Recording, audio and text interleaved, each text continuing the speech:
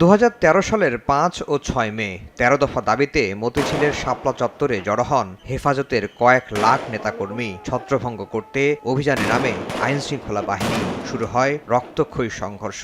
Police র্যাবের গুলিতে টিকতে না পেরে ছত্রভঙ্গ হয়ে যায় তারা।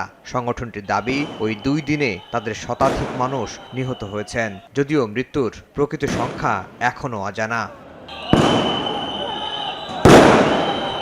শাপলা চত্বরের ঘটনাকে গণহত্যা দাবি করে সাবেক প্রধানমন্ত্রী শেখ হাসিনা, সাবেক স্বরাষ্ট্রমন্ত্রী মহিউদ্দিন খান আলমগীর, ওই সময়ের ডিএমপি কমিশনার বেনজির আহমেদ সহ আইনশৃঙ্খলা বাহিনীর ঊর্ধ্বতন কর্মকর্তাদের আসামি করে গত বছরের ২৭ নভেম্বর অভিযোগ দায়ের করে হেফাজতে ইসলাম।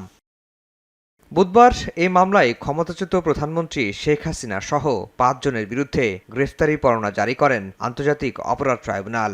আর অন্য মামলায় কারাগারে থাকায় সাবেক আইজিপি শহীদুল হক সহ ৪ জনকে গ্রেফতার দেখানোর নির্দেশ দেওয়া হয়েছে। হাজার হাজার সদস্য অংশ নিয়েছে সঠিক, কিন্তু মানবতা বিরোধী অপরাধের বিচার করার জন্য আমাদের লাগবে কমান্ড স্ট্রাকচার। তারা নির্দেশ দিয়েছিল, তারা বাস্তবে ফিল্ডে থেকে কমান্ড করে এই কার্যটা করেছিল।